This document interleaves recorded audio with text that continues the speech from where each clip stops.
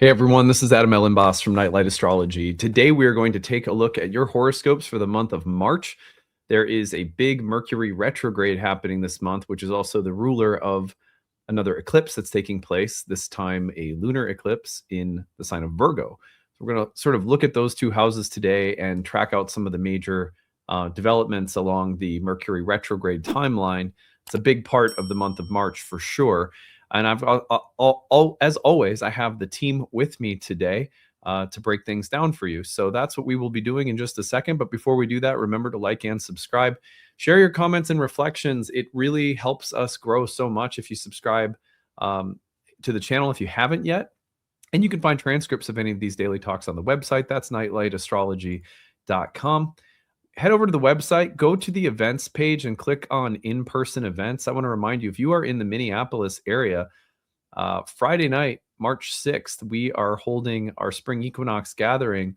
And you know what, city of Minneapolis, if you're my people here in the area, come out, because doesn't that sound nice? Like, don't we need a little collective sigh of healing, maybe a little space to grieve, process, just catch up with each other, hold a little space for our nervous systems. So this one, I think, will be just a really sweet opportunity if you're in the Minneapolis-St. Paul area, the suburbs, to come out and join us for an evening reflecting on the spring equinox, but also thinking about this as a time of healing for our community, I think. So anyway, hope to see you there. It's free, just RSVP so we know you're coming. That way we bring enough snacks and tea. Otherwise, events taking place, go to the immersive retreat page. March 14th, the registration ends for our training program and retreat to Mexico in June. You can check that out there. The deadline to register is coming up. Live talks this March 12th. I'm giving a talk on the first house. This is a house that's connected with Dharma and identity. But what does that deeper sense of Dharma mean in the first house? And what does that say about your life and the rest of your chart? We're going to take a deep dive into this house. You get the recording if you can't attend the live webinar, but you can register there on the events page. Otherwise, the other thing that I want to make sure that you are aware of is that we have a daily meditation group. You can join us Monday through Sundays, every single day of the week. The schedule and the Zoom link to join is there. It's 9:30 a.m. Eastern time, Monday through Saturdays, 11:30 Eastern. Sundays we do a little extra group processing as well, which is really nice. So check that out. If you want to book a reading, need-based astrology readings are there with our staff at different tiered pricings to make sure no one's priced out of astrology services. I do horary readings, so if you want to do those with me, you can check that out. Some people have been asking if I do the readings, if I do natal readings. I only do natal readings and training programs now, as I'm handing things over to my staff. So, but you can get a horary reading with me. That's the type of reading that I still offer.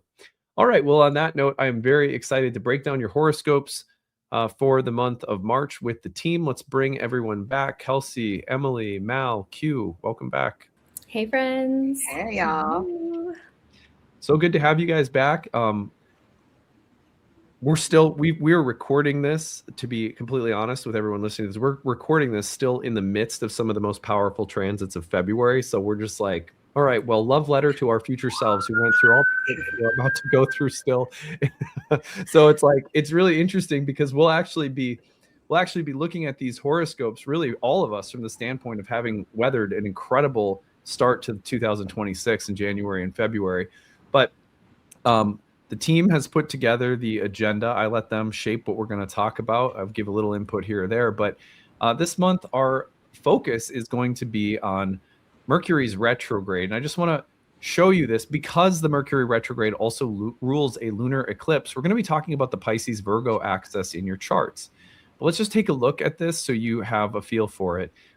It was at the very end of February, right around the 26th, 27th, that Mercury turned retrograde in the conjunction with Venus in Pisces. Of course, that's Mercury's detriment and fall in traditional astrology. You know, it's like a poet trying to be logical.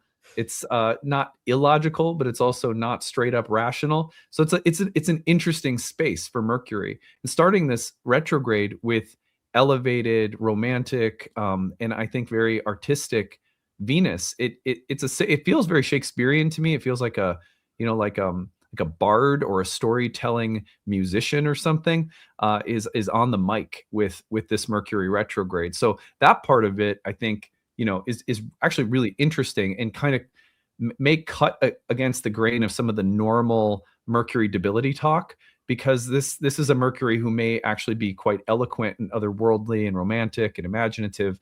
Of course, you have to be a little bit careful for that heightened romantic quality of mind to take over. We're going to be exploring things like that today too. But as Mercury retrogrades in this month of March, we come in to the eclipse window.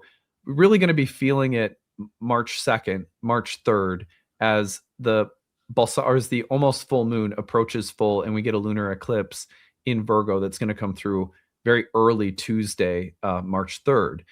The ruler of that eclipse is opposed, and that's the Mercury retrograde. This is why we think it's important to be focusing on these two houses. As Mercury's retrograde falls under the combustion of the sun, things intensify as they usually do. And the transformation that Mercury brings about takes place as the cazimi occurs between March 6th and 7th. We continue on from there, and Mercury's station will occur not long after. Can you imagine if they were as long as Venus retrogrades? Every Mercury retrograde was like weeks on end. No, I mean, it's not that long overall. We get Mercury around the north node of the moon by about March 20th, and its station, you can see the little S there with the north node of the moon. So this is a very purposeful retrograde, isn't it? It's ruling the eclipse. It's debilitated, but hitting an exalted Venus. It has an exchange with Mars that looks pretty intense. And then it also conjoins the north node together. The change of direction then occurs, and Mercury will gradually start moving forward. Mercury's not going to finally leave this sign of Pisces, just to be clear, until it hits 0 Aries right around the 14th, 15th of April. You're going to feel that culmination of Mercury and then going back in. So that's a long period of time for Mercury to be in a water sign like Pisces, where it can have some mixed results when it comes to trying to stay clear and grounded rationally. But as we said earlier, like, this is also a Mercury that is with the north node. It's purposeful. It's with an exalted Venus at the outset. Very romantic, maybe wants to articulate some things that words and logic fail to capture fully. So really interesting. That's my take on it, just walking everyone through the timeline. But you're going to now hear from Kelsey, Emily, Mal, and Q about what that means for each of your signs. Anything you guys want to say generally about this before we get into horoscopes? I was going to mention that I find it really interesting that Mercury rules the south node, and Jupiter, which is the ruler of Mercury while transiting Pisces, rules the north node. So it's kind of like weaving the story together and helping us transition to the future, to the north node story, helping us maybe let go of things with that eclipse that's coming in. So I find that really interesting, and how they both connect before, during, and after the retrograde.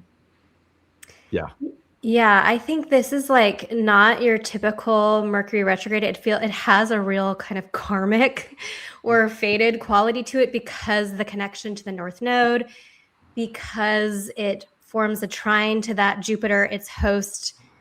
Literally, while Jupiter is stationed, it's pretty much stopped at a standstill. It's about to turn direct again, because it turns direct on that north node hours before the sun crosses the Aries point. So it's like ushering in the new year with that Aries ingress of the sun just hours after Mercury stations. It has a real karmic feeling.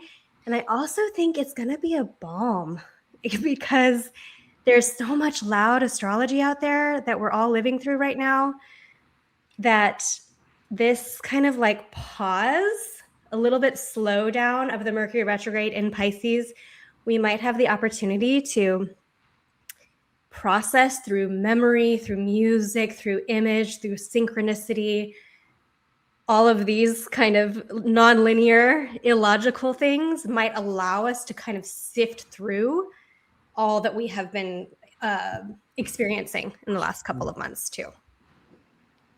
Yeah, I would agree with Emily. As someone who is just like finishing up their Saturn return in Pisces, it's like, oh, now Mercury's about to spend some time up in there and have me really contemplate and sit with those lessons, the challenges that came up, and really just like be able to put understanding and new knowing to those lessons that I was probably and definitely still working through and processing to integrate moving forward. So it's like Mercury's giving this moment of reflection and release also, which you all have mentioned. So, and then Venus being there as well, being exalted helps. I think it does soften it. And I think the trine to Jupiter also makes this a little bit more private and internal of a journey, especially with Mercury being in this inner realm of spirituality and intuition, and really revising what that means for us and how we understand our worldview outside of ourselves from that place. So I, like y'all said before, the grand trine, the grand water trine, it's still being felt. We are still in the waters, in the healing motions of it all, for sure. Mm-hmm. Yeah, I'm with you, Q, with the finishing up the Saturn return.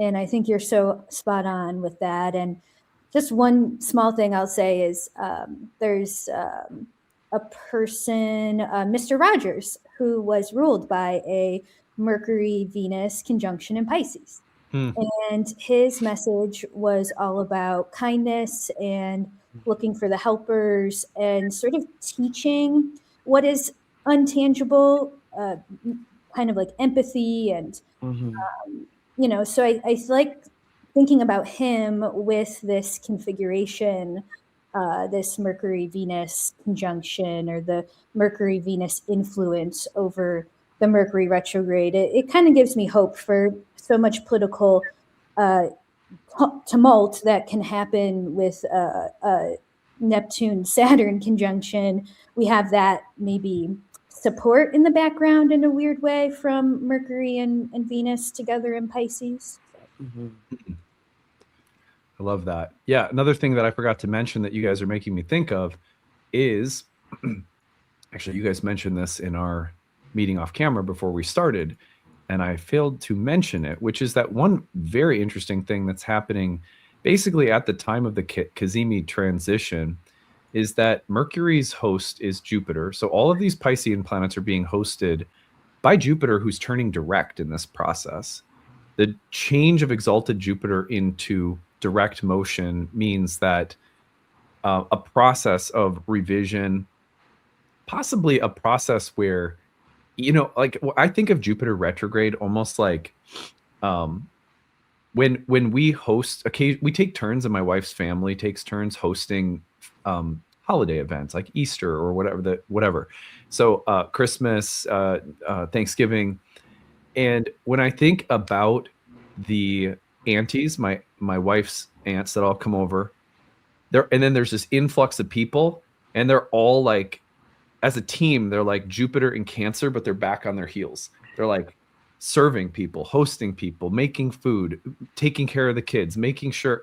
And it's just this beautiful, like, home and hearth sweetness and warmth and facilitating that they're doing. It reminds me, but they're like back on their heels. I think about Jupiter and Cancer as like the rush of people in Minneapolis supporting our neighbors right now during a time where there's been like hostility, right? And you can feel like it's like Jupiter retrograde and Cancer's like handling it with this amazing display of warmth and community, but she's like back on her heels. It's like she's taking something in that's been maybe hard or difficult or whatever.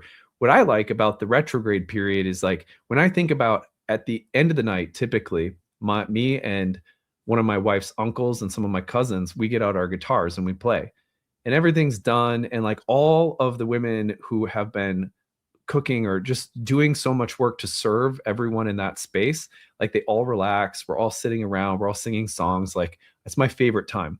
But one of the reasons it's my favorite time, and this goes back to when I was a kid, my grandma, when my grandma would finally relax after making food and like sit down with us and be part of it, I was like, oh, thank God. Because it kind of stressed me out watching her serve everyone. And when she finally relaxed, it felt like everyone could relax. I don't know if you know what I'm talking about, but when mama relaxes, like everyone can relax, And I feel like Jupiter and Cancer switching directions during all of this is like subtly really important. It's like she's able to like sink in and relax and be supportive in a different way.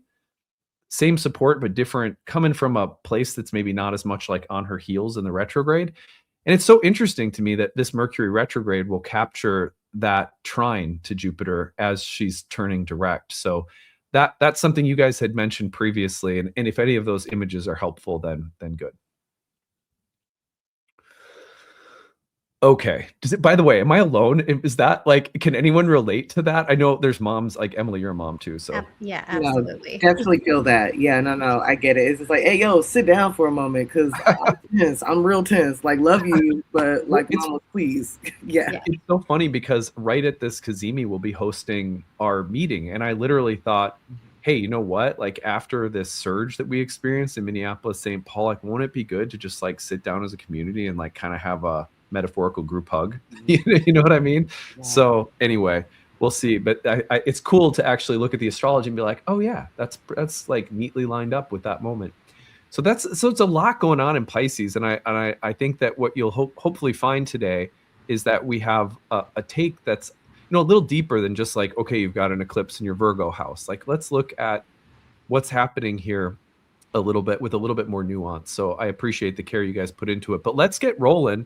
We're going to start with Aries, and just so that I make sure that I've got everything. So today, Mal's got the fire signs, Emily's got the earth signs, Kelsey's got the air signs, and Q's got the water signs. So we're going to roll in that direction, and I'm going to sit back and I'll add some thoughts, as we go, as I always do, but I'm going to let the crew here take over. So let's start with Mal on Aries. Yeah, okay. Aries rising. Well, I thought of you because I was listening to a podcast called Ologies. I'm not sure if any of you are familiar with it, but it's very Gemini coded, I think. And ology, the root word basically means the study of or knowledge. And each episode of Ologies is a different theme of a certain study. So I happened to be listening to the genealogy episode, which I will pin in the comments below of this YouTube video if anybody wants to check it out. And the episode was all about, genealogy. Stephen Hanks was the genealogist teaching all about genealogy on the episode. And something he said really hit me and made me think of the 12th house. And he said his process for tracing back someone's ancestry is basically to work your way back from what you do know in order to trickle down into what you don't know. And I was like, oh, that's so 12th house, because the 12th house kind of rules over what maybe we don't know or what we can't see or what is hidden. And I could imagine an eclipse season highlighting both the 12th and the 6th house.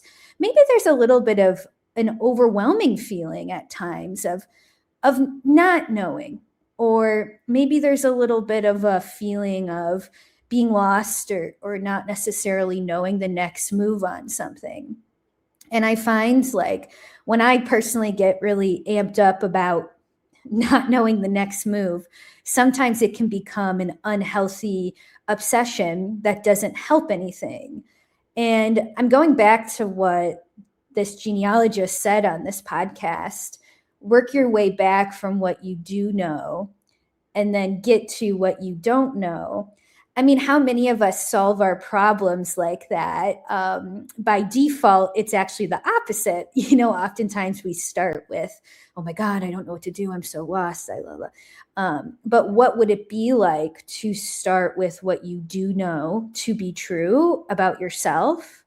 Are you a kind person? Are you a helpful person?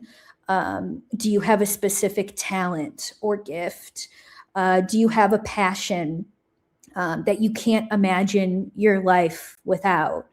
I think all of these things would be helpful to think about before spiraling into the unknown or the feeling of maybe being a little bit lost in this moment or not quite knowing the next step. The good thing I think about eclipse season is that even though it can be a very intensely purifying energy, I think it can give us clarity and it can set us up for receiving new information that helps us take the right next step, even if there's like disappointment and loss that's included in that next step. So I think that's my guidance for Aries risings, like kind of dealing with that 12th house, 6th house influence. Again, it's an influence that can often leave us feeling very cerebral, like very stuck in the head, and potentially defaulting to old thought patterns that no longer serve us. And I just wonder how you could begin your search for knowing with things that you do know to be true, which are things about how great you are and how many talents you have and how much you can contribute to the world right now. I love that. Let me see if I can get my face back there. Yeah, one of the things that I think, like, as someone who's just got the Neptune entrance into my 12th house, I've been thinking about the 12th house a lot and really feeling its presence. And one of the things that's so interesting, it's been just like the most obvious realization for me, is that when planets move into the 12th house, one of the things that it does is it makes us a little bit more aware of its existence. Oh, there's something called the 12th house. I don't usually see it. I'm not usually able to see this. And I never really thought about planets in the 12th house before as possibly making the 12th house itself like more visible or conscious to us. And what I've been experiencing of the 12th house, there's a lot of stuff there, right? Like whatever is in a blind spot could be unconscious, shadow material, could be. One of the things I've become really aware of are just subtle influences that I wasn't recognizing that are not so healthy for me. All immediately within a couple of weeks of, Neptune, Saturn entering the 12th, I've been like, oh, I'm suddenly it's like more on my radar, the things that are kind of undermining my true sense of who I am, my health, my well-being. And they're really small. They're not like, sometimes like hidden enemies. It sounds like, whatever. It sounds like a monsters in the 12th house. But I've been realizing, for example, that coffee upsets my stomach more than tea. Okay, like I just wasn't aware of that. All of a sudden, these planets move into my 12th house, and it's just little things like that where I'm like, well, it's not like coffee's the devil, right? Like my wife can handle it just fine. So sometimes I think we demonize the 12th house. It can be really simple. Anyway, just a little thought to add into that horoscope. I really like that. All right, let's move. I'm going to move the clock forward. That Taurus. Okay, we got Taurus there. So Emily's got Earth. Yeah, so this Mercury retrograde in Pisces with Venus and the North Node is in the 11th house for Taurus. And that Mercury is ruling the eclipse in Virgo in the 5th. I think Saturn, as you just talked about, Adam, just exited this place, right? And I think it's been there for the bulk of the last almost 3 years. And then, it's like, has there been a constriction or contraction or a like serious building up of community over the last bit of time of what it means to be amongst others in networks with friends? Has there been just like a heavy weight of gravitas around what your role is in community and how you have been forming community? I think about you, Adam, as a Taurus rising. I mean, the last couple of years, what you've done with bringing on these like us and the year before, the other co-hosts, creating your guild membership. It's like your sense of community has like leveled up in maturation with Saturn having been there.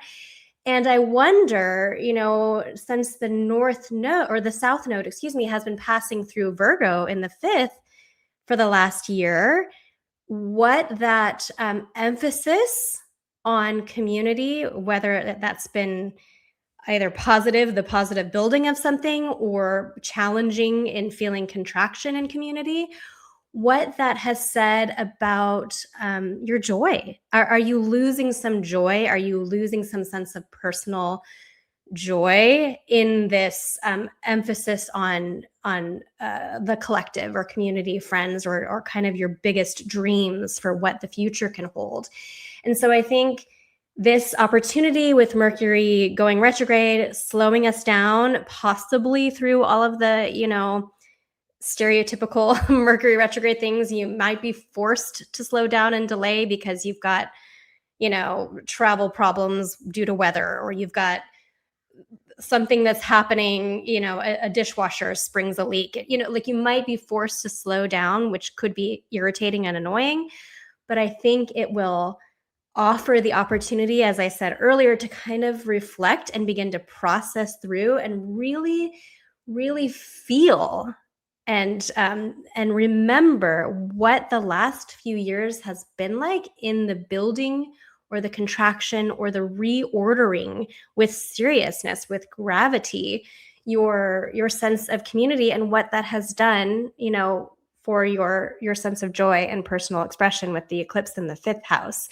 I think also bringing in that Jupiter in the 3rd, that's your local community, right? Your local environment. So this really feels like a moment for our Tauruses to be processing and sifting through what our connection with others, with networks, with friends, with allies, with community, how we want to show up in our local environment. Like Adam, you're hosting the equinox gathering, right?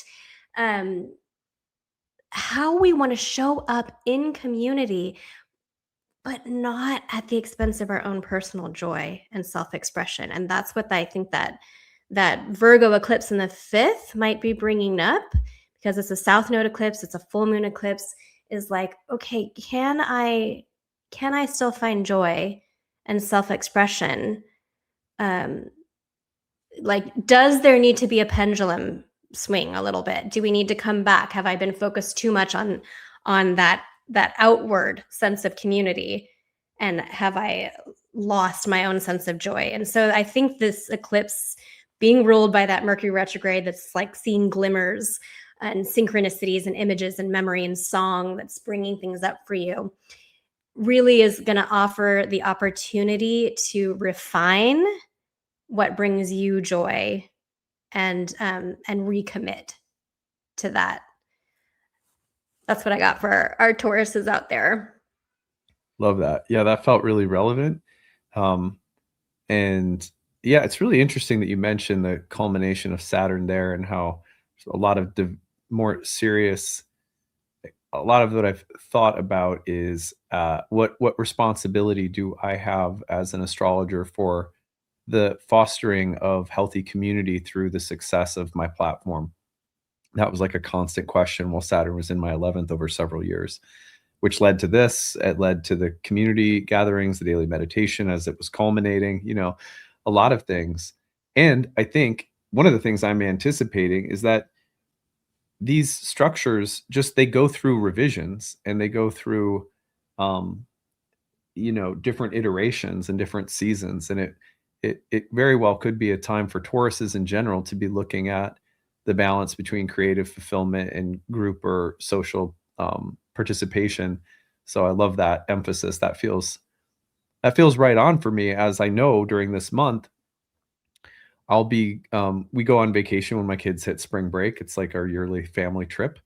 And I'll be handing over daily meditation to the daily meditation group, to some people on the Nightlight team.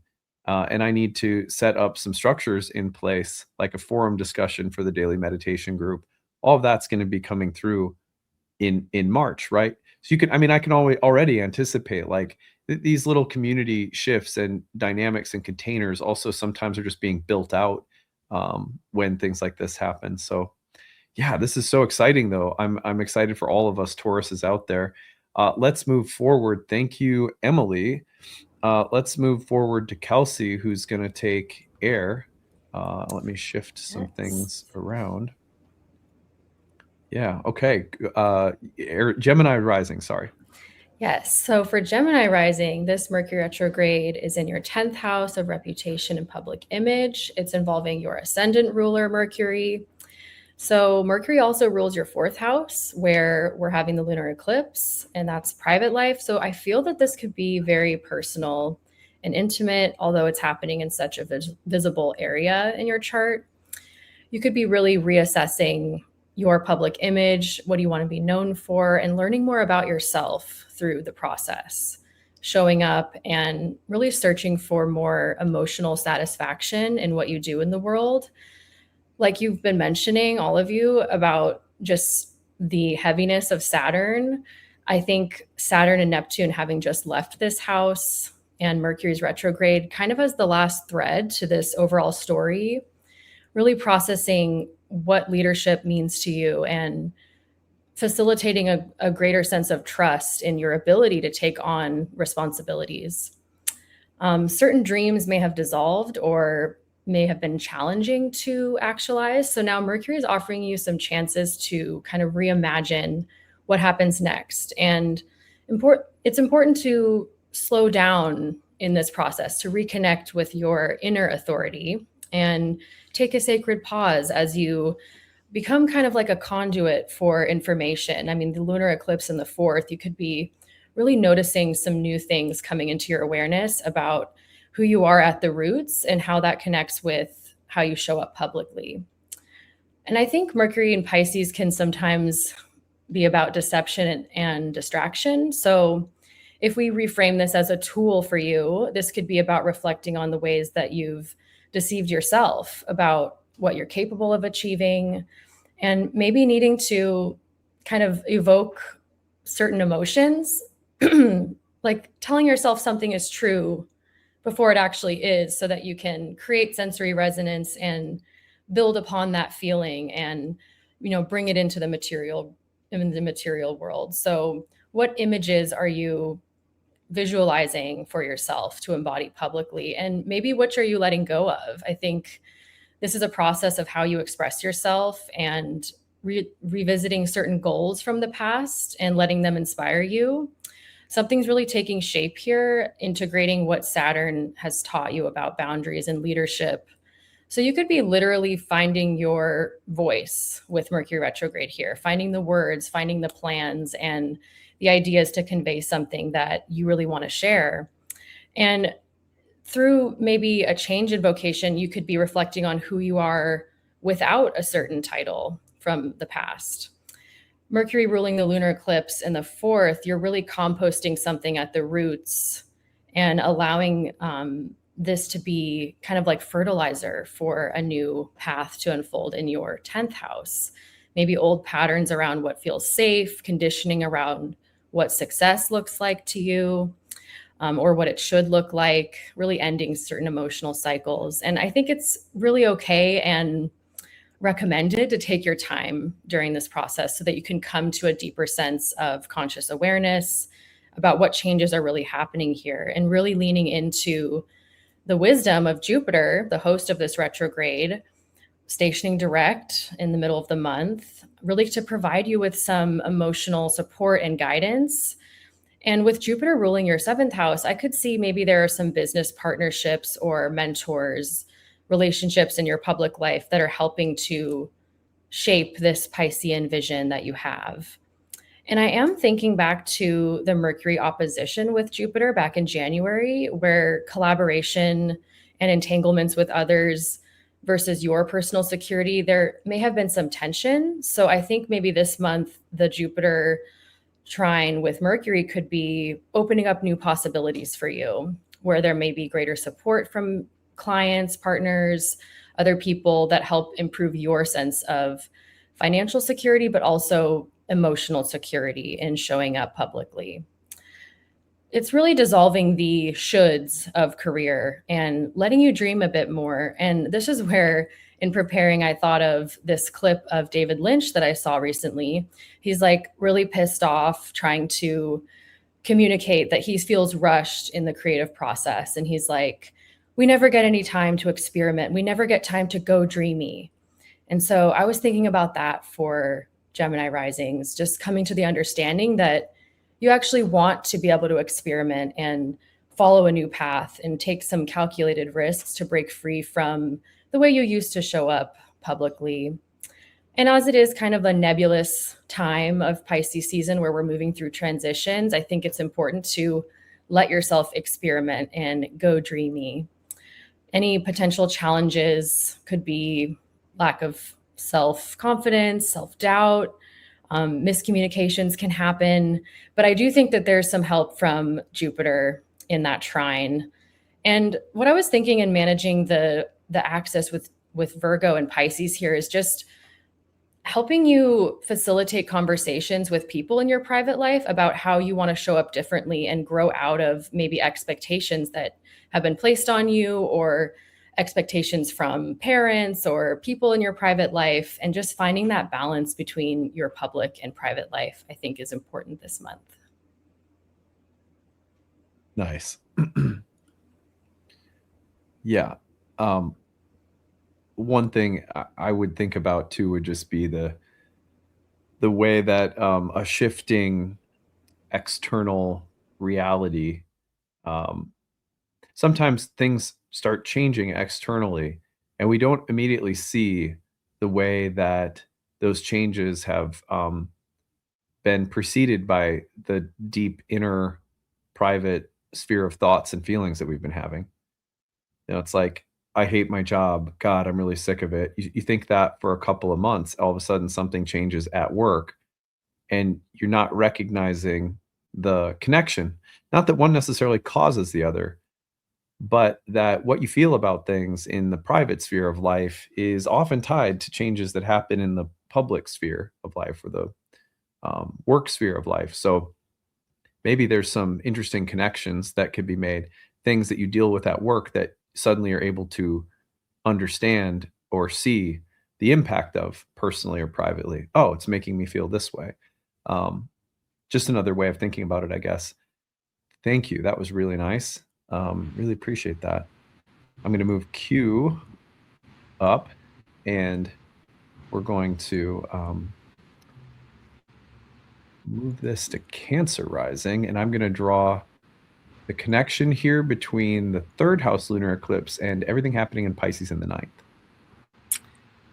Yes. So my water rising signs in general, this will be highlighting your Dharma houses with the Mercury retrograde and that trine to Jupiter, really expanding the way that you all are looking and understanding your life purpose, feeling about your sense of righteousness and moral direction and creation, and your soul's evolution. These houses are going to be highlighted for you all. And the way that I was kind of looking at it when I was breaking it down is like, okay, from this place of who I am, I create in service to what it is that I believe. And so these understandings of who you are and how you create and what it is that you believe in is going through a bit of reform right now, is what I would say. For Cancer specifically, like Adam said, this is happening across the eclipse, that is happening across your ninth and third house, with it mainly highlighting that third house of immediacy of your natural everyday environments, communities, your siblings, just that early understanding of life and perception. That is going through a major sense of clarity and new understanding and shifts. And this is happening while Mercury is retrograding in that ninth house of your belief systems, of your worldview, of your wisdom gained throughout life lived and the experiences that you've chosen to have along your journey. So there could be quite a bit of sitting with yourself and intuitively sifting through your new understandings of what it is that you believe and your theologies and your structures around your reality. This could be looking at plans of travel or long-term goals that you had and have been working towards, or just even the things that you're seeking to gain knowledge around. I have quite a few Cancers in my life who have decided in some which way or another to start studying something that they were previously interested in and brought them a lot of joy or just understanding of their realities. Now, Jupiter being in your first house, like I said, that first and ninth house are highlighted for Cancer, you're going to see the ways in which your beliefs are changing. It's allowing you to live in more of your truth, your emotional truth. I think this transit is really asking us not to try to make sense and make logic of what it is that we are innately feeling and how we create change around that new belief system that's come from the new feelings that we're having and we're sitting with, and finding new understanding and ways to express with the world around us. And I think that's what really highlights that third house, because it's going to shift the ways in which your everyday, your beliefs around how you want your life to be and how you identify with that belief is actually changing in real time. So Cancers, definitely give yourself time to sift through all the information that you're like seeking out in that ninth house, and like really sitting and trying to understand for yourself and rearrange and reorganize the belief systems that you've been kind of you've inherited. You know, Cancer is a very like ancestral sign, so there's just truths and beliefs that you've possibly been carrying that Mercury is now sitting with and being like, hey, is this actually your truth? Because it could be misaligned with your actual identity, and you don't have to ask permission to exist in a certain way from those localized groups that you've maybe identified a little too much with. With the sense of Virgo wanting to be perfect and fit in, there could be an ideology that was implemented at a young age in your early development of thought and understanding of your worldviews that have you living in a limited sense of who you could be. So with Jupiter stationing direct, it's like, no, baby, I'm ready to feel and feel boldly and loudly. And I've learned these new things. I'm sitting with my beliefs and my understandings of what all that I could do, the flexibility that I truly have to seek and go and adventure. And that could rustle some feathers in those just like immediate spaces that you kind of have always worked your way through and identified yourself with. So I'm really excited for Cancers to kind of sit with what these new understandings of self is and how they create from that and move forward in their compassion, in their expression of nurturing, and just like feeling really confirmed in what it is that they're doing for their lives. I think that that's kind of where I would start with for Cancer risings going into March. There we go. I had to take myself off mute. That was really nice. I appreciate that so much. Yeah, I love the idea that there's for Cancers a kind of shift in thinking and belief. That's what comes to my mind right away. And maybe a softening of some edges or a finding of edges you didn't know you had, or the need for better boundaries or discernment or discrimination within the paradigm or philosophy. For example, you could be someone who ninth house Pisces generally believes in compassion, love, and so forth, but you could still maybe have to learn at times how to be more discriminating with your time, your energy, what you expose your mind or your thoughts to. You can't take everything in. If you're too much of a sponge, you could drain yourself. You know, just the working of that axis feels important, like cognitively, behaviorally, psychologically, as well as being about the broadening of faith or perspective or something like that. So yeah, that's what came to my mind there, Q. Thank you for that. That was really nice. Let's go on to Leo. We're back to fire. So Mal's up again. Yeah. And let's keep rolling. Yeah, Leo, this eclipse / Mercury retrograde highlights the second house and the eighth house axis. And I've really been thinking a lot about how much I love Mercury in detriment in Pisces. I really do, because Mercury in Pisces has this uncanny ability to translate almost like energetic languages or intangible languages, like body language, or the ability to read a room. Like Mercury in Pisces is really good at that. For instance, my grandma has Mercury in Pisces, and she will literally spell her grandchild's name wrong on the Christmas card, but she has a uncanny ability to like kind of sense someone's energetic sort of their energetic output, I should say. So this has me thinking about specifically the intangible languages that have been inherited, especially when it comes to topics like finances. And I actually happen to know a Leo rising who is launching their business soon. And it's funny because in order to launch this business, they are letting go of a stream of income that's a little bit more like regular and expected, which is a second house theme. And in letting that go, they're kind of stepping into a little bit more of an eighth house way of life, which I think the eighth house really maybe is a little bit more entrepreneurial in a way, because your income streams are kind of dependent on other people giving you money, you know? So I can really see this entrepreneurial endeavor showing up in my Leo rising friend's chart. And at the same time, I'm also thinking about, well, if a Leo rising happens to be starting a business right now, or reevaluating their finances, or paying their taxes, you know, what are the unspoken things about money that we may have inherited from our family system, our ancestry? And I do know that the second house and the eighth house have a broader meaning than just money. But for me, Mercury being the marketplace and the exchange of goods and services, there is something monetary and financial, I think, about this transit, specifically for the Leo risings, that I find hard to ignore.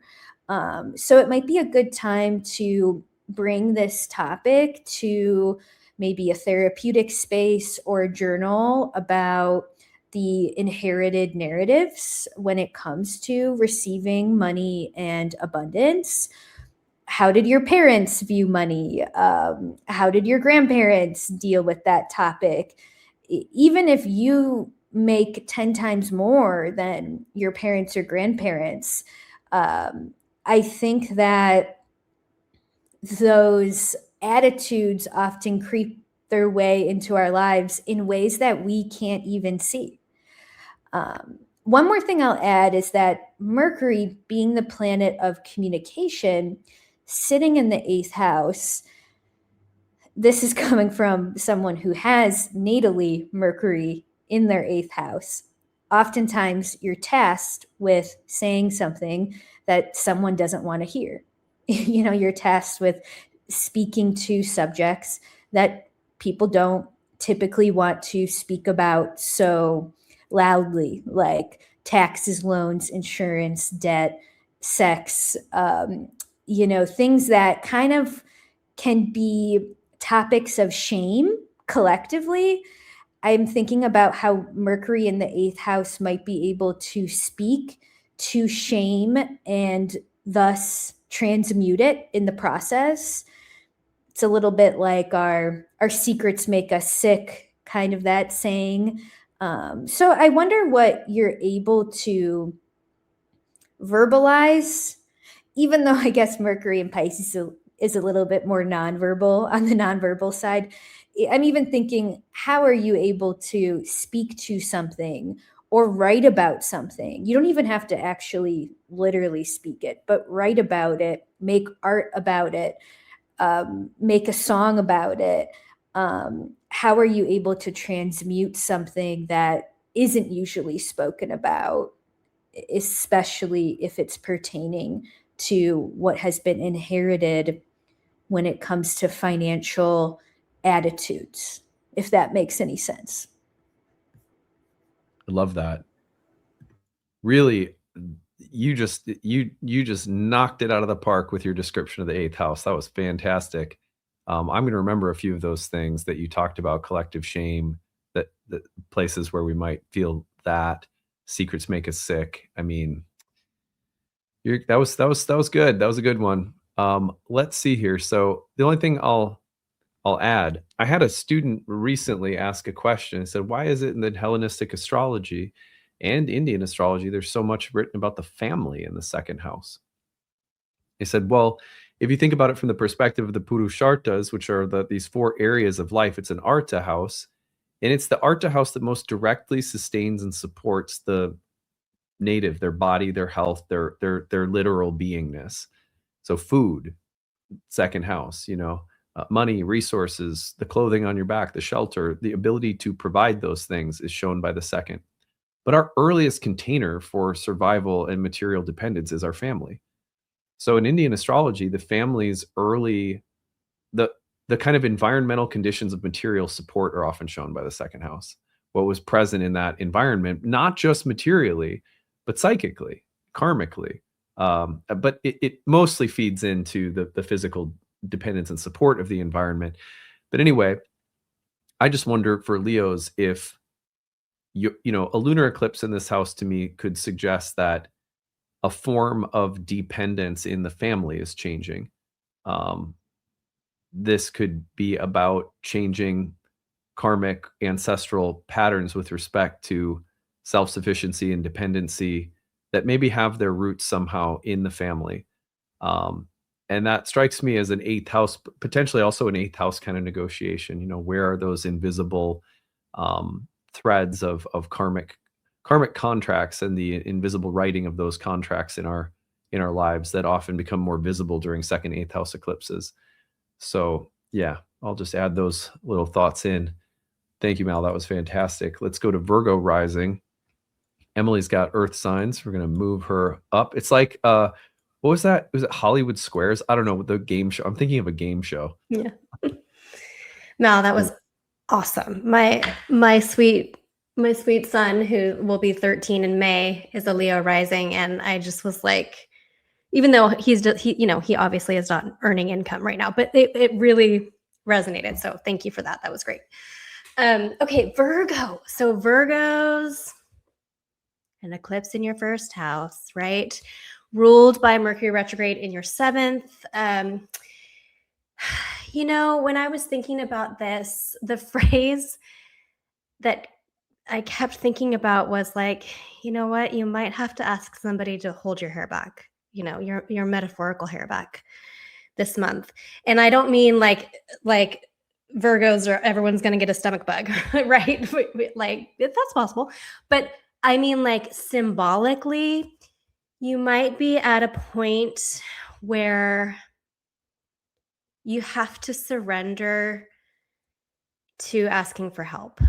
And that may be something that's not very comfortable or very familiar, or for Virgos who like to feel like they can do it all and take care of all the details and can probably do it better than most people. So why don't I just do it myself? That kind of thing. And I'm stereotyping here, but I have a lot of Virgo in my chart, so I speak from experience. So I feel like with the South Node eclipse in the first house, there might be something coming up, and then ruled by a retrograde Mercury. There might be something coming up that it's like you are forced to pause, you're forced to step back, you're forced to slow down, you need help, and it's okay to ask for help.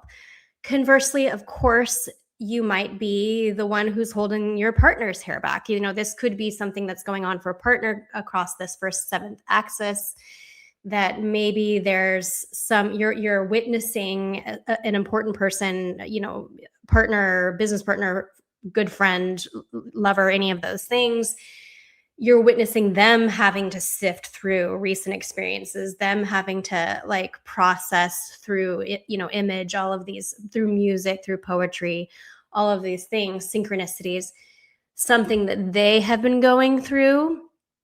And they are getting to the point where they're like, I just have to kind of like do the final release and let go. And I need your help through this. Right. But it really, I feel like it could go either way here, that there's something about help, assistance, surrender to the need for help, surrender to the need to ask for help, and then to be in receipt of it, to receive it. And that's okay either way, if you're the one helping or you're the one who really needs it. I think that Jupiter in the 11th house, friends and allies, maybe you're going to get some help from a friend or a benefactor, or any of those 11th house kind of keywords, your networks too. Like, it's okay, you can lean into that.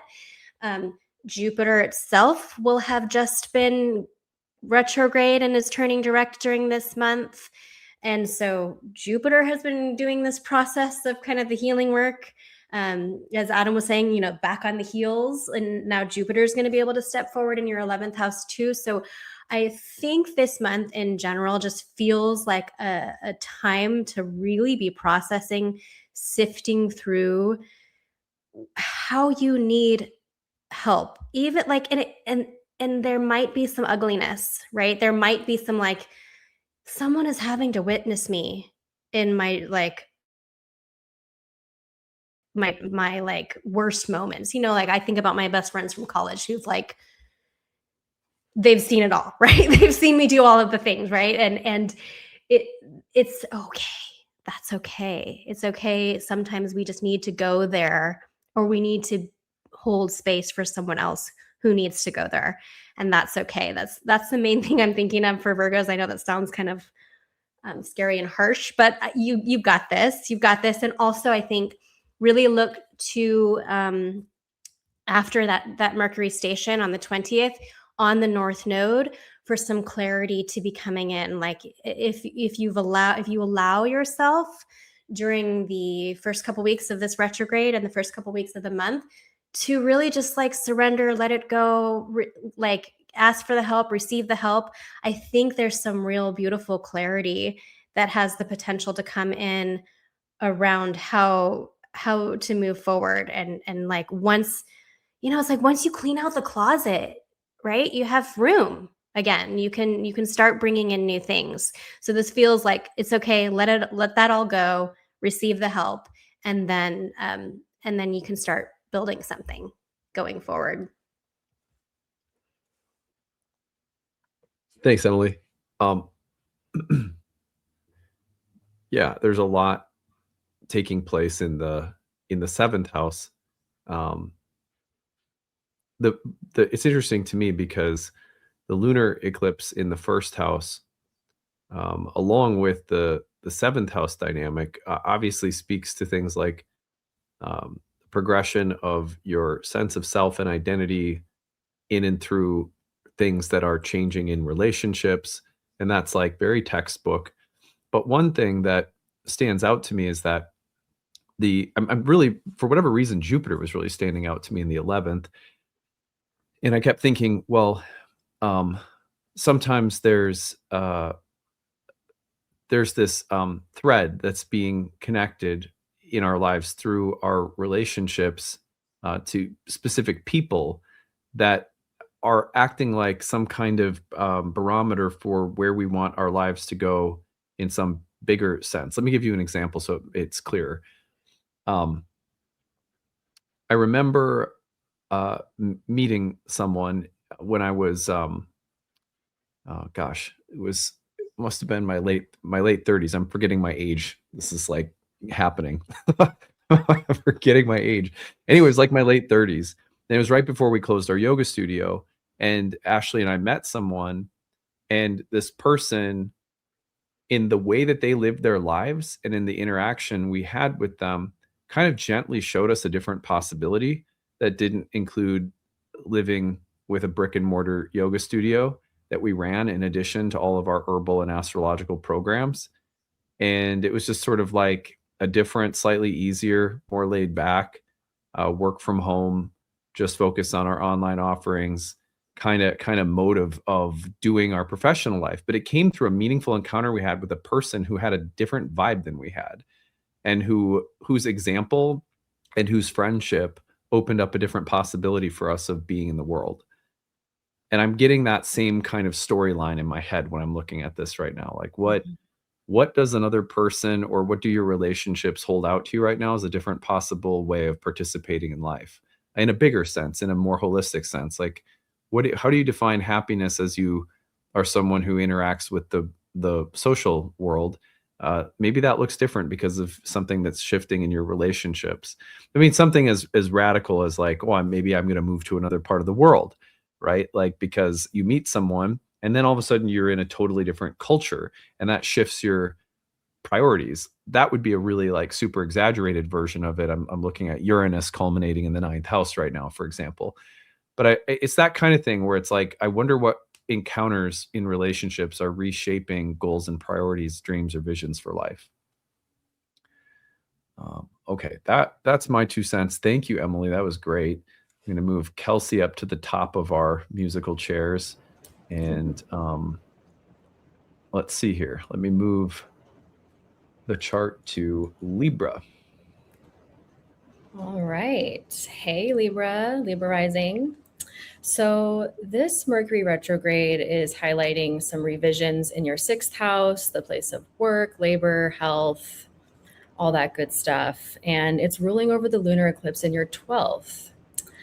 So the first thing that came to mind is just surrendering to uncertainty, to make sense of new information, or maybe it's not new information, but you're seeing something in a new way and trying to really allow your body to catch up with that.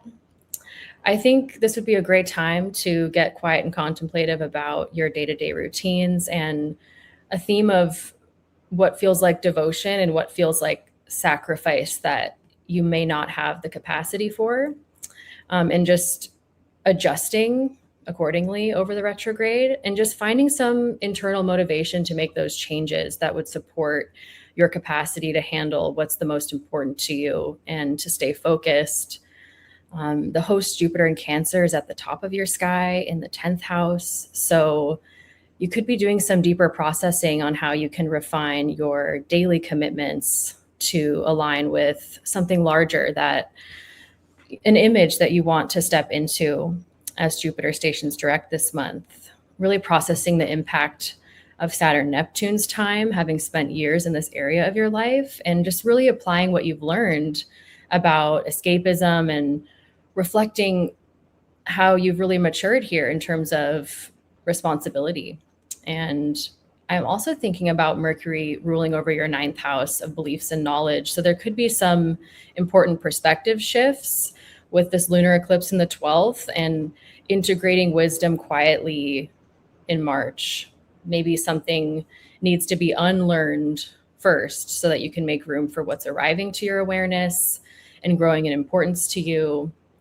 And then the 12th house eclipse, just major release happening where you're maybe acknowledging some fears or doubts that may be misdirecting how you wield your energy in your daily life, letting go of habits and thought patterns that might be draining you, distracting you, or discouraging you from taking steps in your daily life towards more public-facing goals.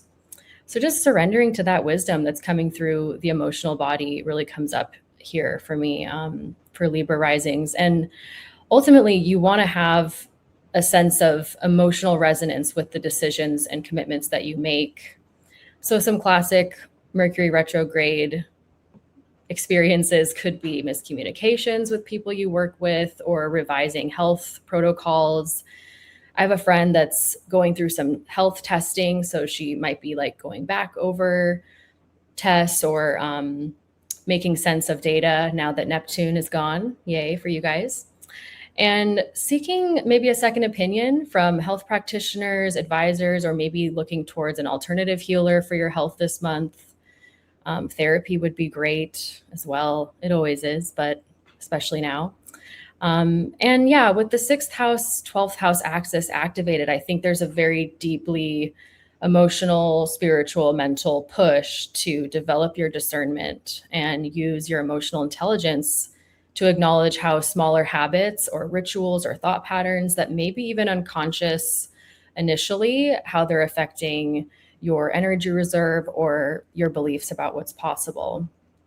And I think with Pisces in the 6th, there could be a nebulousness to your daily routines. Mercury retrograde could be just reinforcing the lessons of Saturn here and helping you integrate, revealing subtle clues as to where how you do one thing is actually a larger symbol for how you approach everything. So you might benefit from something like reconditioning your brain to recognize when it's time to focus with somatic rituals. So I was thinking like you could wear a specific pair of sweatpants, work in a specific area of your room, play specific music, maybe drink the same kind of tea, something that helps your brain recognize when it's time to focus and get to work. Because refining your routines, it gives you a greater capacity to show up and really fulfill this growing sense of social purpose that you have in the world. And if you've had any anxiety or a sense of analysis paralysis right now when it comes to productivity, I think this is a process of learning to trust yourself again, like receiving signals that, coming from the 12th house eclipse may be difficult to unpack, but just sitting with them and learning to trust the signals of your body. And I do have a few clients and friends with Libra rising where they're coming to the emotional realization that it's safe to recognize and share the knowledge that you've acquired. So I have some friends that want to go back to school, and I have another client who's becoming a teacher. So there's something that you want to incorporate into your work, but maybe you need to readjust some elements of your daily life to make room for that. Here we go. Yeah, one of the things that comes to my mind here is also, when I see a lunar eclipse in the 12th, it's a moksha house, and then I'm looking at the presence of Jupiter up at the top of the chart.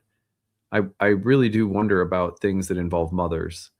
And the archetype of the mother doesn't have to be about a literal mother, though it could, but it might have to do with the qualities of the mother: nurturing, caring, emotional safety, psychological health, physical health, as real themes potentially for Librans. Libra is very different from, say, Cancer. I feel like Librans may not love being in a place that is imbalanced enough to need to receive care. And frankly, sometimes Librans, and this is, every sign has its shadows, right? So I'm not meaning to pick on Libra, but sometimes Libra also will struggle to give care when someone appears imbalanced. Like it's almost like offensive that someone should be imbalanced in the first place, And so there can be seen as like a neediness, but to whatever extent neediness is uncomfortable for Libras, that could come up somehow. That's what's come into my mind. And just exploring that. And I don't know how it would come up. It could come up in a million different ways, but exploring that neediness is okay. It's not a mistake. It's part of reality, and addressing it and working with it and through it is also part of reality. And it's part of what it means to be balanced, is to have the capacity to recognize it, embrace it as a reality, and work through it. So just my thoughts there. Let's move on to, thank you for that, by the way, Kelsey. That was fantastic.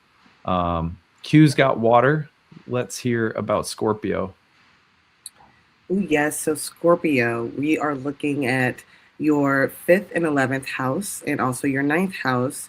And so, like I said, with it being the Dharma house this year, I'm looking first at how I create in service to what it is that I believe in that ninth house, and how that in turn is going to rock and shake up a few things in the 11th house of communities and organization and belonging and groupings. Also, the way that you build for the future collective and your hopes and dreams, and also fears that live within that house. So, looking at this, I'm like, okay, Scorpio, that Pisces house is lit up. What are you birthing? What are you creating? What are you sitting with as your truth of joy and pleasure? And how are you allowing that energy to flow and teach you what your new belief systems might be? With the fifth house, it's like you are realizing what your actual truth is. And if your collective, the communities you find yourself reflect that and are in alignment with what it is that you're creating, what it is that you are building for this new future that you envision and that you dream about and desire from the heart. I was really looking at the fact that this eclipse is going to be asking you if the friend groups that you have, if they are truly supportive of your creative endeavors and your curiosity around that as you sit and intuitively reflect on what it is that Mercury's bringing about with it having its Cazimi, is going to feel quite explosive. Your creative wanting to and desire to just like put forth what it is that is manifesting within you and what insights are coming through from that ninth house with Jupiter also stationing direct. So it could feel a little lonely when you are creating things that aren't necessarily immediately being supported possibly by that 11th house. The Virgo is going to be really like particular about like, wow, notice that person didn't repost that. That's interesting. I thought that we were cool. I thought that they was really part of my squad. But why aren't you really like watching my stories? Why aren't you watching the videos I'm putting out? Why aren't you asking when I'm having events or like just communicating to me in some degree that you are here for what it is that I've realized is my truth and my joy and my pleasure, and now I'm leading my life that way? It seems like that's uncomfortable for you for whatever reason. So in this journeying through what it is that you create and birth forth and decide to parent, because this is the house of children as well, but children don't necessarily have to just be what it is that you physically birth, but like, what is your heart's desire bringing forth? What is the sun trying to create through you, through this house?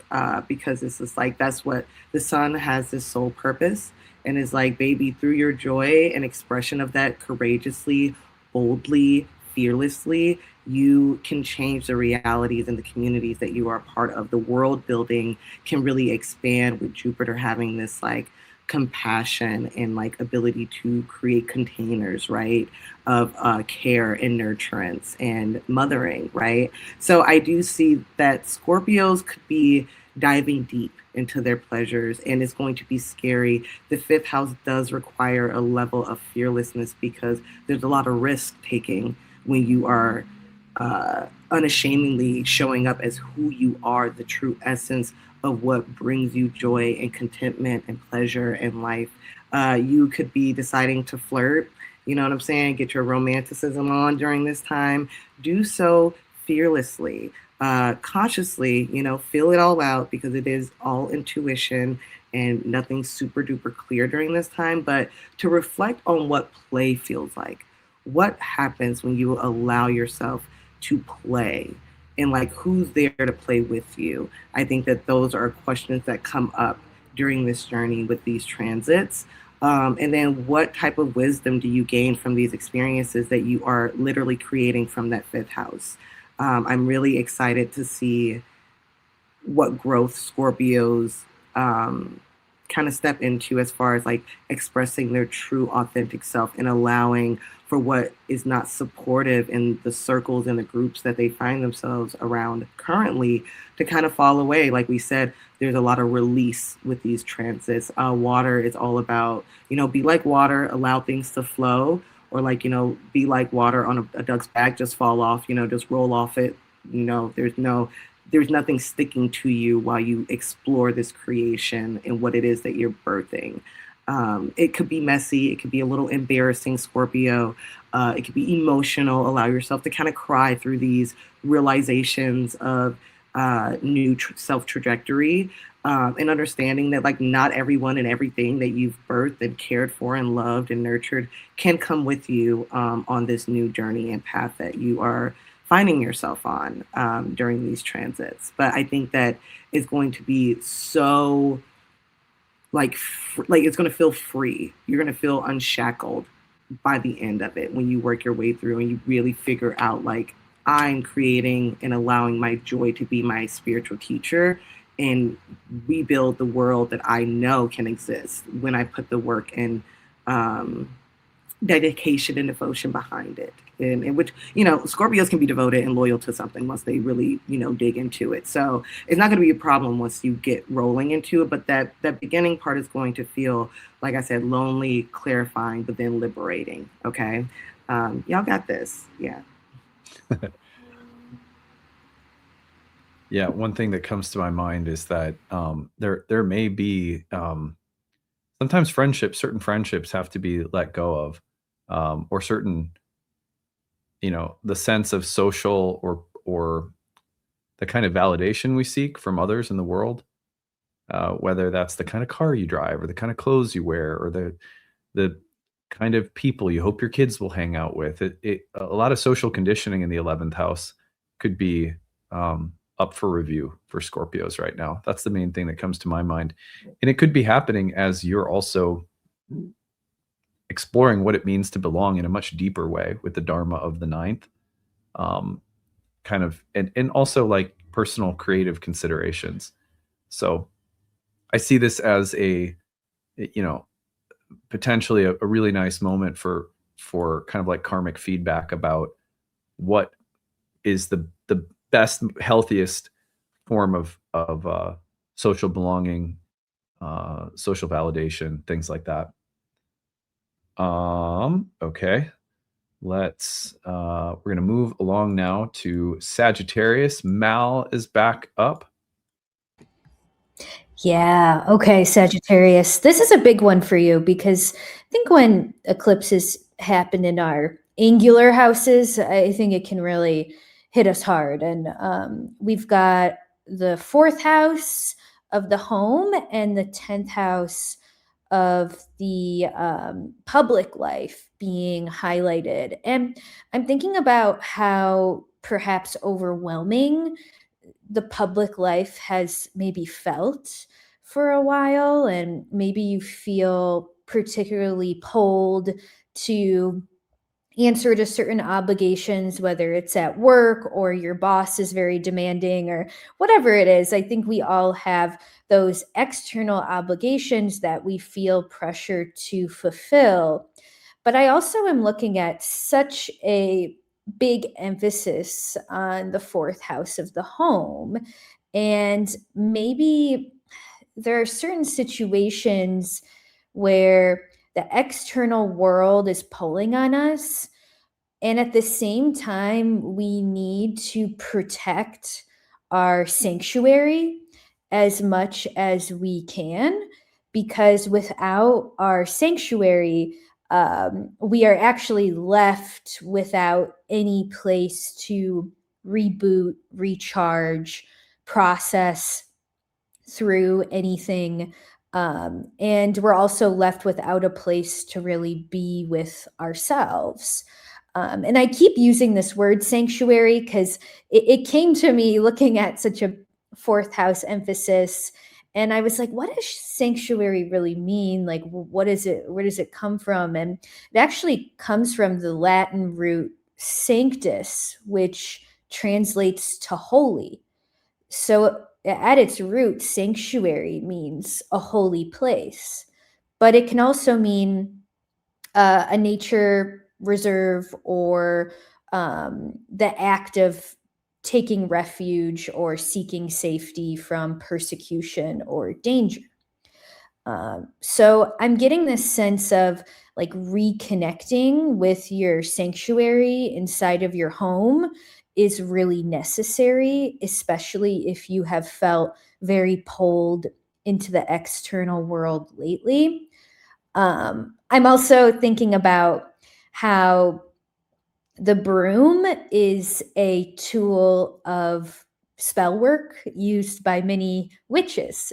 And, witches don't just fly on brooms. I actually find it's way more powerful to use a broom as a cleansing and purifying way of doing some kind of spell. So if you sweep your house with your sacred broom, you're sweeping old energy that isn't meant to be there out of your sanctuary. It's almost like you're cleaning the church, right? And you wouldn't want to pray at a church that has like a dumpster in the middle of it, right? You'd be like, what the heck kind of church is this?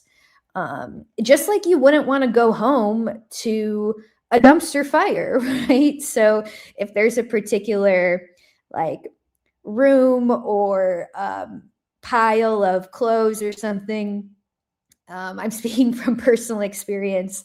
If there's a certain area of the house that feels kind of dumpster-esque, how can you bring magic and spell work to that place to clear it, and not only clear that place, but clear what it energetically represents, which might be, maybe this is a little extreme, but it could represent self-abandonment or forgetting about the self or forgetting about the inner sanctuary. One other thing I'm thinking about is so many of us didn't grow up in a home that felt like a sanctuary because of a multitude of circumstances. Maybe it was the neighborhood we grew up in, or maybe our parents were highly dysregulated people, or we had a sibling that created a lot of conflict, whatever. So I think as adults, it can be hard to let our home be a safe place. But I wonder how we might be rewriting that story for ourselves and how that might be contributing to some healing as well that could be going on in the fourth house. So that's what I'm thinking about. Yeah, that was really nice. I think especially the idea of what creates harmony and flow in the private sphere of life. I know that one of the things that I've noticed happens with the Virgo Pisces nodes, because my wife has them, is there's like a push and pull between order and chaos.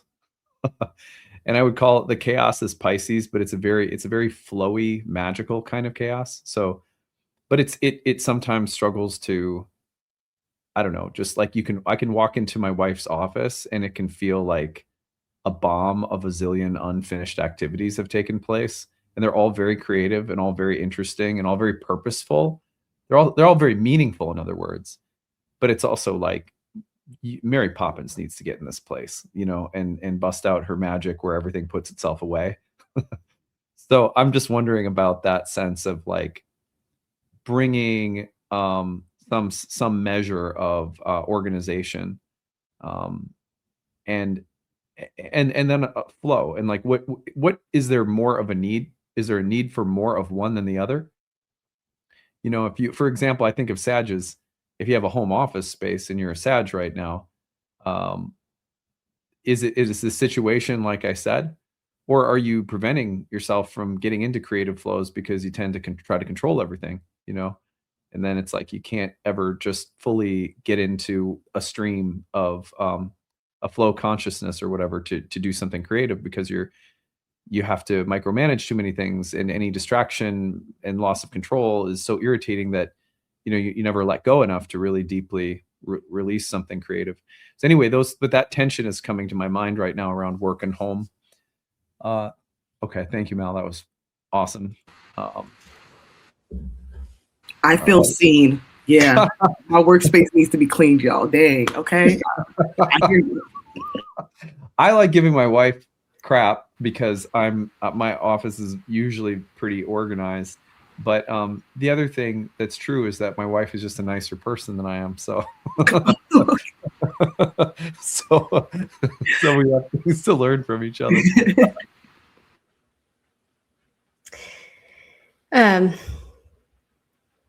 We going on to me? First of all, okay, I have like so many thoughts.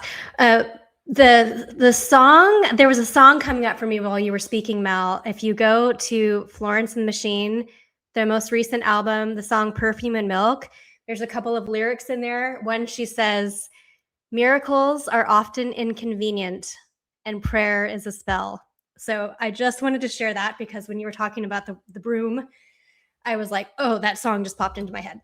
Sorry, okay. I didn't mean to forget to introduce you. No, that's okay. And next, Emily Chat. No, I'm just kidding. Hello. Here I am. Okay, so we're talking about Capricorns now. Capricorn rising, we've got Mercury retrograde along with all of those other planets and placements in Pisces in your third, and Mercury retrograde ruling the Virgo eclipse in your ninth. First and foremost, just to get the warnings out of the way, third house of short distance travel, just be a little bit more careful behind the wheel with Mercury fallen and debilitated in your third house in retrograde. Okay, so just try to take some extra caution when you're maybe driving or anything like that. Having said that, okay, I often think of this as the axis of the mind. With the third house, the local environment of your mind, your daily thoughts, how you think, how you process information, how you communicate that information. And then the ninth house of the higher mind, like the beliefs, the guiding life principles, that higher education space, the experiences that we have that shape those belief systems. So I'm wondering with the South Node having been passing through your ninth house for the last year and change, we had that eclipse last March. Also, I think it was March 13th or something at 23 degrees of Virgo in your ninth. And now we're coming back around with another South Node eclipse there. Like, what has been going on for your belief systems? Like, what is being refined? What is being shed? What is being released in those guiding life principles that you have? And this is another inflection moment, I think, along this year and a half long process of refining what you believe, refining, how you want to interact with truth with a capital T, your sense of truth. And it's being ruled, this eclipse, by that, watery, illogical, synchronistic memory image music. The music comes in with Mercury in your third house of your beginner's mind, right? The local environment of your mind. I think that this Mercury retrograde period is really going to offer an opportunity to be sifting through like those changing beliefs that you're having, the refinement that's taking place in your guiding life principles right now. Probably needs this non-linear or illogical processing and sifting through to kind of land a little bit more. And that, I think, has the potential to take place, as I said before, with more clarity once that once Mercury stations direct on the North Node in your third house of the mind. So looking for clarity and the ability to process what's shifting in your belief systems right now. There could also be some miscommunications with a sibling here.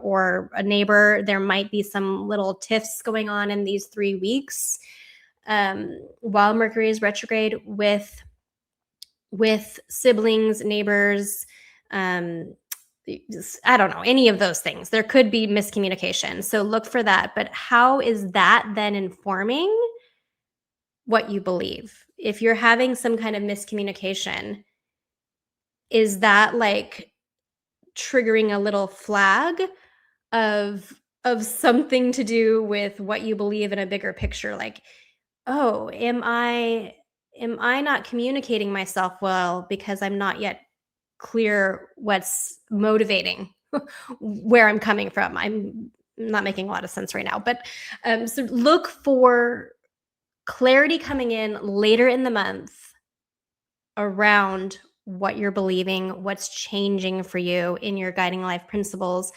And then, like Adam was saying when I was talking about Virgo rising, the Jupiter in your 7th house now of your primary relationships, I think that there's sometimes it's with connection or relationship to other people that we start having this clarity coming in. Maybe something your partner says around this time, or a business partner or a close friend says or is going through, helps to highlight a new way that you can approach your belief systems. So that's what I've got for our caps. Love. There's just the idea, I'll add, that when a belief system has run its course, you don't necessarily have to think of it as, well, this thing that I believed is no longer true. It might be the case that something you believed, it turns out to be literally or factually not true. But a lot of the times when it comes to 9th house beliefs, when they've run their course, a lunar eclipse comes through, a faith, a way of knowing or believing is eclipsed, it means it served its purpose. It doesn't have to mean that it was bad, or that you were, look at you were believing an illusion, you fool, like, we can be so hard on ourselves. And sometimes it's better to understand that, like, well, that belief, that paradigm, that teacher, that path, that served its purpose, and now something else can step in. But just being graceful and thanking what was, if there is a paradigm dissolving, it served a purpose. It might have been just protecting you. It might have been all you could deal with. It might have been all you could hold space for. Maybe there's something new now that reflects growth, but should always thank things on the way out, because it's hard to see the evolutionary purpose that things serve. So anyway, just a few thoughts there. We are running out of time, but we have Aquarius and Pisces left. So let's make sure we get through these, and Kelsey's gonna take us to Aquarius next. Yes, Aquarius rising. So this Mercury retrograde is in your 2nd house, the place of personal resources, gains, your livelihood, your income, how you're supported and resourced in life, whether through your own volition of making a living or through the support from others. And also highlighting your 8th house of entanglements and attachments with the lunar eclipse occurring here. So Pisces being such a nostalgic sign associated with transition and memory, you could be really reflecting on what you have while contemplating dreams of what you want to gain, maybe dreams of getting free from a karmic contract or making a new union with someone, reflecting on your relationship with money and the way that material desires are achieved or prioritized in your life. And it may also be bringing up emotional reflections on how you react when you need to let go of certain things that have brought you a sense of security in the past, how you handle negotiations and collaborations and trust when doing these things, and how certain entanglements are either exhausting you or resourcing you. So yeah, discerning what belongs to you versus what belongs to others. Inheritance does come to mind, but this could be any collaborations, deciding whether to join resources with someone else, and maybe going over a budgeting plan, definitely going slowly because Mercury and Pisces can be a little confusing here, and deciding which options are really rooted in truth and aligning with what you emotionally feel connected to, so that you can sustain whatever you're working on right now. Maybe thinking about which financial moves are too risky or not risky enough with the 5th house ruler in the 2nd. And I got the image of cleaning out a drawer and finding old possessions that maybe you've lost, or you forgot that you had, that someone has given to you, making room for things to come into your life, making room for that. And I was also thinking about this meme that always makes me laugh when I see it. And it says, when you're cleaning your room, but you get distracted by all the things that you found. And it's an image of this girl, and she has a hat and a rainbow wig and Burning Man glasses and Mardi Gras beads and an airline neck pillow. And she's just sitting there in her deconstructed room. And anyway, my point is that Pisces can get a little messy. So as a PSA, just keeping really close track to your finances and your things. But in allowing things to get messy, you actually find what really matters to you. And sometimes, having to organize and make decisions can really highlight that. So maybe you're doing some kind of Marie Kondo style contemplation when it comes to your earnings and your support, asking yourself, do I need this thing? Does it spark joy, as she says? Do I use it wisely? Do I feel well-resourced in the work that I'm doing, with Jupiter in your 6th house ruling this retrograde? And would this partnership bring emotional stability to my life? So it's important to contemplate which options feel supportive and maybe which lack integrity or resonance with where you stand after Saturn and Neptune have left this house. And Jupiter ruling over this retrograde, maybe there's some kind of restructuring to your income based on changes at work. I could see potential changes with people that you work with, your role, and maybe adding to your plate of responsibility. But maybe negotiating your compensation as you take on more work. Although I would, read the fine print here if you can, and take your time making decisions, because there might be some information that you want to become aware of, missing details, or maybe even changes in what you want or need.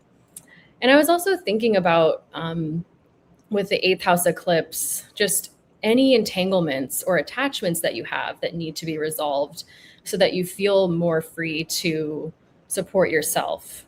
I could see this as liquidating your assets or assessing which investments are emotionally worth it to you.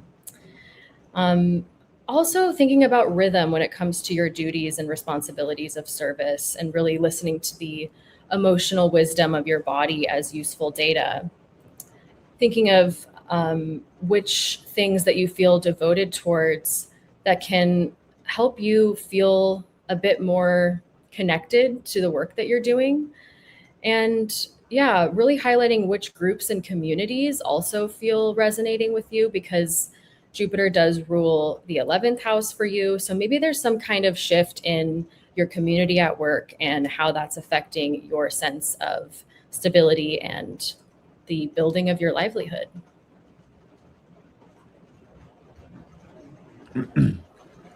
There we go. Yeah, one of the things that I've noticed regularly throughout my practice is that lunar eclipse in the 8th house will often pay off a debt. Those debts can be relational and emotional, or they can be financial. And it can also be about the end of a cycle or pattern of indebtedness. What keeps you indebted, or what keeps other people indebted to you somehow. I wouldn't be surprised to see some of those dynamics coming up. All right. We are a little short on time, so I just want to make sure we have enough time for Pisces. I won't say too much more. Let's go on to Pisces, and Q's going to close us out here. Yes. Okay, so Pisces risings. This is, of course, happening across your 1st and 7th houses, with the 5th house being highlighted with Jupiter there. And really, these houses, how I looked at it again, the 1st and 5th house at least being based on who I am, I create from there, right? So there's this sense with Mercury retrograding in this house, along with all of these other planets and placements there in this 1st house. There is a major re-identification happening here. You are re-meeting yourself almost. It could feel like for the first time, with the realizations, the new understandings of self that kind of come to you in waves at this moment.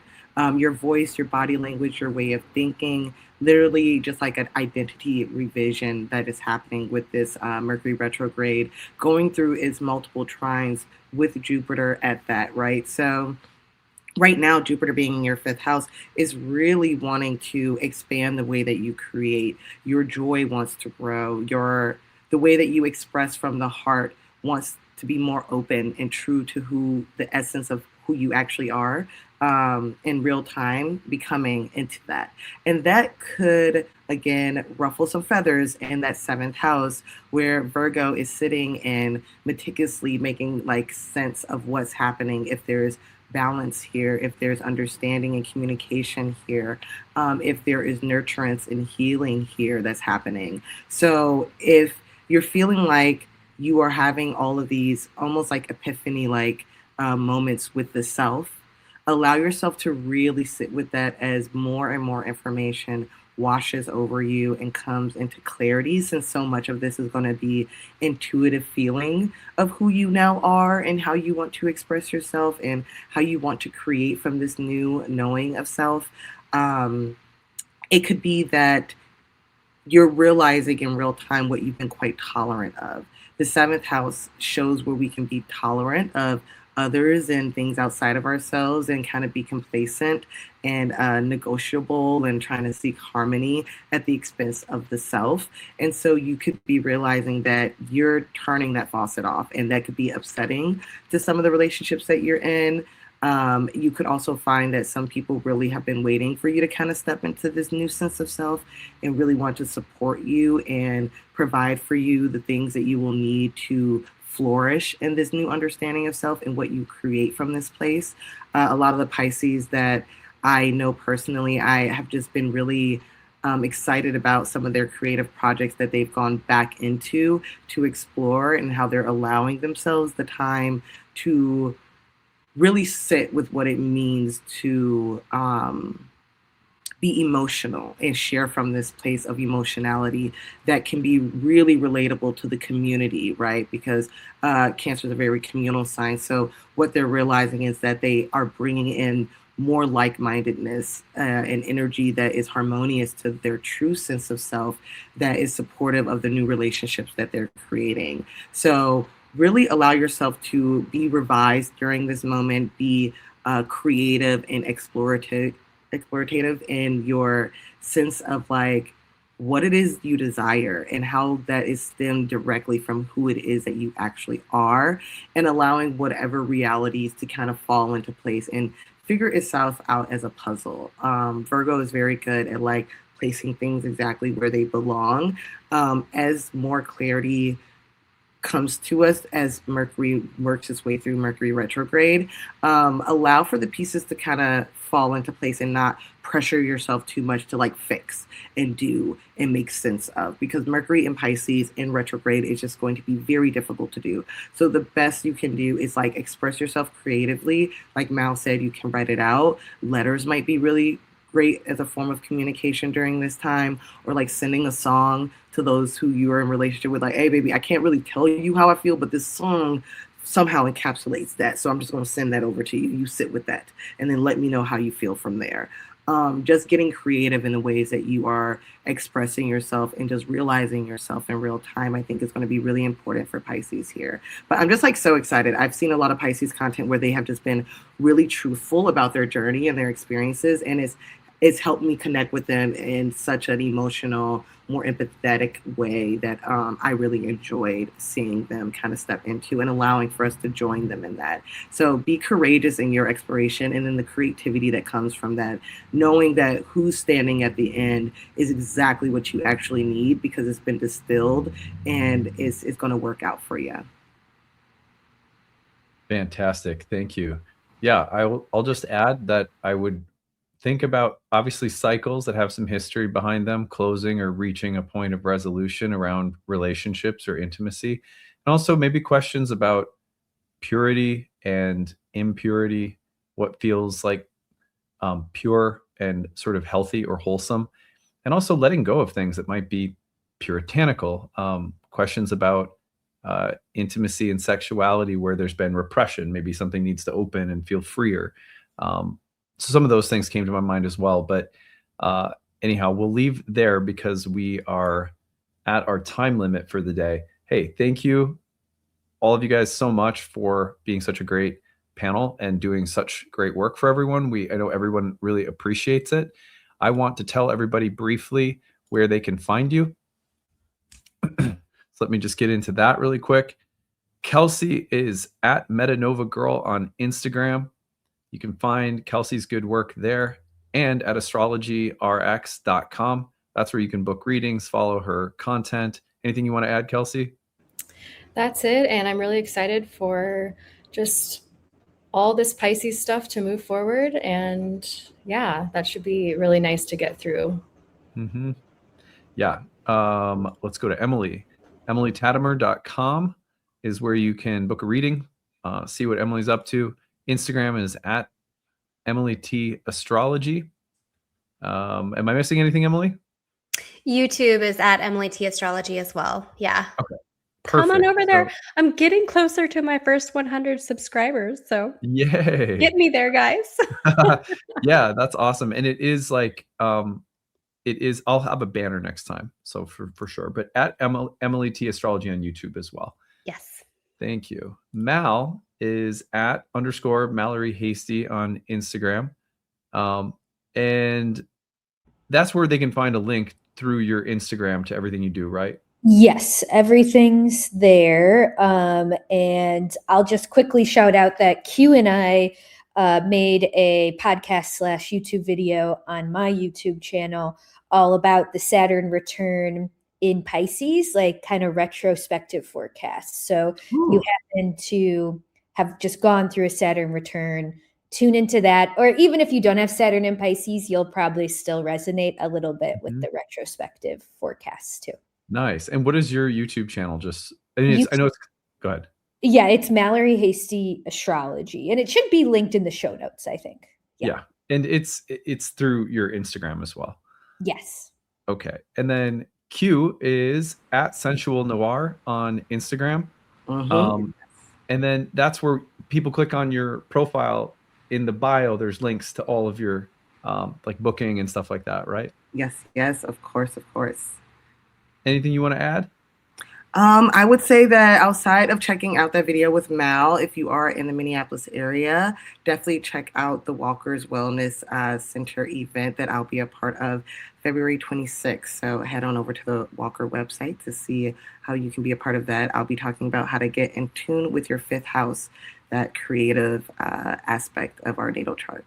I'm realizing as we're making this, people will be getting this. Oh, I dang, think you're on the right. 27th. So Edit it out. yeah, no, it's fine. I think I said something about it in another video. Yeah. No, that's fine. But if you want to, maybe Q sometimes has been seen at our equinox and solstice events. Maybe we'll be there together. But Yes. but either way, check out everything Q is up to on her Instagram at Sensual Noir. Thank you everyone on the panel for being here, for providing your wisdom and thoughtfulness. It's nice to feel like there's a community of people. And I like to make sure that this platform is being used to empower talented people who come through our programs, enhancing their astrological journey and education. And we try to pick people who represent the diversity of our audience and a diversity of perspectives and voices and creativity. And so it's just really nice to have you all here. And yeah, we'll see everybody again for April. Oh my gosh, it's hard to believe. Yeah. Take it easy, everyone. We'll see you next time. Bye. Bye.